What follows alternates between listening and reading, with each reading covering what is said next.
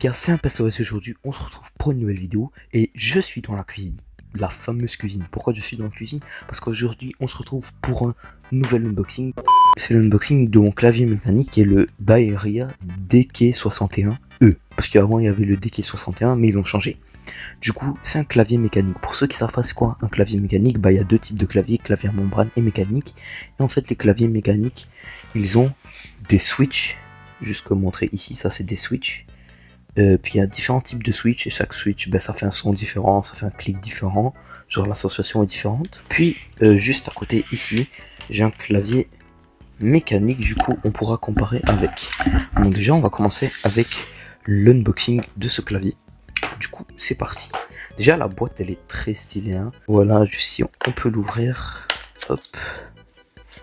Ok, vous êtes prêts? 3, 2, 1. Waouh, ok. Bon, déjà là on a le clavier, je vais le sortir. Ok. Waouh. Oh, oh, oh. C'est tellement bien. Wesh, là, c'est tellement. What? Je sais pas comment vous l'expliquer, mais genre, c'est trop fluide en fait. C'est grave fluide. Bon, je vais le mettre de côté. On va voir les autres trucs avant. Du coup, je suppose que si j'enlève ça ici. Ouais, voilà, il y a des trucs. Ok. Hop. Du coup, je vais mettre la boîte de côté. Voilà, voilà. Ok, donc déjà, on a ces deux trucs juste ici. Je suppose c'est pour enlever les trucs du clavier.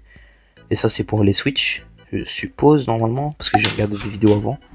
Ça, c'est le câble du clavier. What the fuck? C'est quoi ça, les gars? Wesh. Bon, les gars, je fais des petites recherches. Et en fait, ça, c'est juste un USB normal. Mais tu peux les mettre dans les deux sens. C'est juste genre la partie du haut a été enlevée. Mais ça fonctionne pareil. Du coup, ça, c'est très sympa. Puis aussi, ça, c'est vraiment trop cool. On a deux switches. Donc, je pense que c'est des switches random qui nous donnent. Du coup, moi, j'ai eu une switch rouge et une switch brune. Du coup, on pourra les changer. Parce que sur ce clavier, c'est des switches jaunes. En parlant du clavier, ce clavier est hot swappable, si j'ai bien compris. Ça veut dire que on peut changer les switches. Du coup, là, normalement, c'est des switches jaunes, mais je vais pouvoir les changer à des switches rouges ou des switches brunes dans le futur si j'ai envie. D'ailleurs, je vais faire une petite démonstration maintenant pour vous montrer. Du coup, là, j'ai enlevé la touche. Voilà. Et ensuite, avec l'autre truc, on peut enlever la switch. Donc si je fais ça comme ça, hop.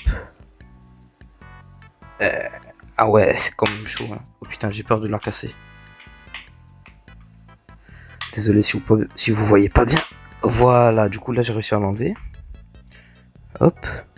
Et du coup là, on peut en mettre une nouvelle. Du coup par exemple, je vais prendre la brune. Voilà. Et je peux la mettre juste au même endroit. Et ça se met ultra facilement, vraiment. Ah ouais, la sensation, la différence. Genre la brune, genre je sens que elle est plus cliquée, genre ça c'est fluide, alors que quand je clique sur la brune, genre je sens genre je sais pas, mais la brune est trop satisfaisante. Oh, j'aurais dû prendre les brunes. Oh bon, c'est pas grave hein. J'ai aussi essayé avec la touche du coup, mais c'est genre c'est grave facile de changer les switches, du coup dans le futur je pourrais le faire. Au niveau du bruit, il n'y a pas vraiment de différence, mais c'est vraiment la sensation.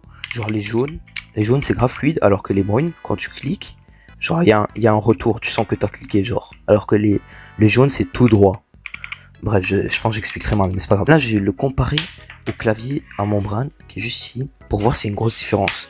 Bon, déjà, je peux vous dire que quand je clique dessus, genre vraiment, je sens la différence. Genre c'est incroyable. Ça c'est fluide, le son est magnifique vraiment, alors que là, genre, j'ai l'impression que c'est mou, genre c'est mou et dur. Putain, non, ça fait aucun sens ça. C'est vraiment pas satisfaisant sur le clavier en membrane, alors que sur le clavier mécanique, je sens vraiment la différence, genre vraiment ça vaut la peine. Et pour vous montrer, attendez, je vais essayer d'enlever une switch pour voir si je suis capable. Oh shit, c'est un peu parti en dawala, mais c'est pas grave. Donc, si vous regardez ici, ça c'est le clavier en membrane.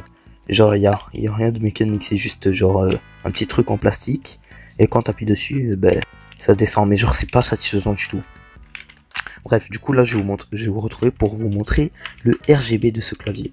Donc voilà les gars, juste petite voix off pour vous dire que sur le clavier, on peut changer le RGB manuellement. Donc il faut juste cliquer sur FN et la barre, la petite barre en diagonale. Et après ça change le mode RGB.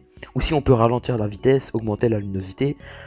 Voilà, il y a tous ces settings directement sur le clavier.